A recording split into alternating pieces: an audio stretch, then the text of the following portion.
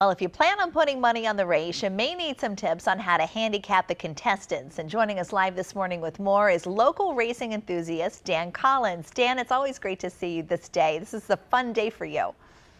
Yes, well, the Preakness, it's what Baltimore is all about, really, when you get right down to it. Give people a little bit of a background in your racing enthusiasm. Like you have loved this almost your entire life.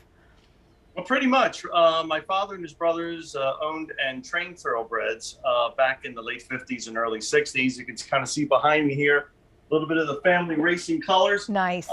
Gold with the white C. My father was a big racing enthusiast. I believe he was a steward at one time at the racetrack. And so I spent a lot of my formative years going to the racetrack. And looking at horses and seeing what it takes to become a thoroughbred racehorse. So what goes into handicapping? Well, what goes into handicapping is basically it's an analysis of the horse's past performances and a whole lot of other factors. Everything from pedigree to the trainer to the breeder, who the jockeys are, what track they're racing at. It's many different factors are involved.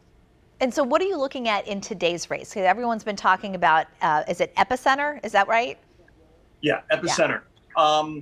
I'm what's known as a class handicapper, and that is you're trying to determine what level is a horse successful at. So, for example, a $50,000 claimer is probably going to beat a $5,000 claimer. So, same sort of thing. But here in the Preakness, you're dealing with horses, many of them want big stakes races and so forth. So, trying to get a good calculation of just how good a horse is difficult.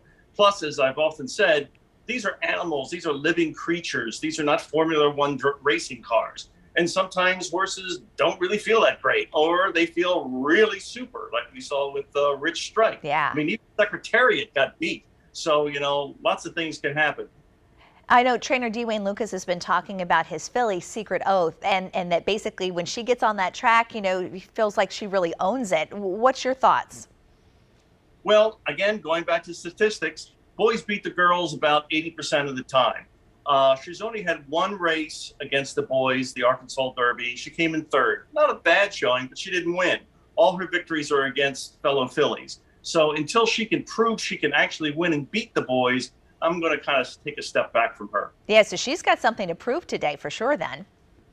Well, they all do when you get right down to it.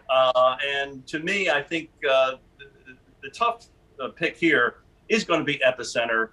He's got the class. He's coming back within 2 weeks. I am a little concerned about that for him because he's never come back any sooner than a month.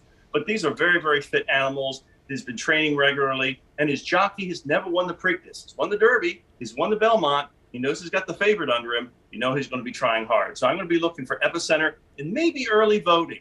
If he's allowed to go out there and take an early lead and not challenged, well, Preakness is the shortest of the three races. Could see an upset. Well, and of course, after Rich Strike, what a long shot he was. Some people might be thinking, hey, I want to bet on Fenwick because he's the long shot in this race. Yeah, well, lightning doesn't strike twice in the same place. No, Fenwick, I was going to say Fenwick is kind of the Rich Strike of this race. He had just broken his maiden for 40,000, Rich Strike for 30,000, but he got absolutely pummeled in the Bluegrass. He lost by 36 lengths. Didn't show that he was ready for any kind of big effort.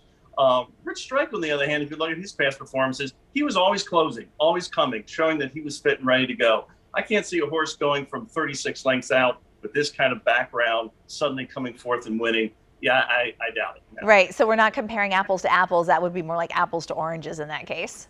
I guess so, but best of luck to Fenwick, but don't think so today. All right, Dan, always a lot of fun on Preakness Race Day. Thanks so much for joining us this morning. Absolutely. See you next year, hopefully. You got it. Hopefully in person next year.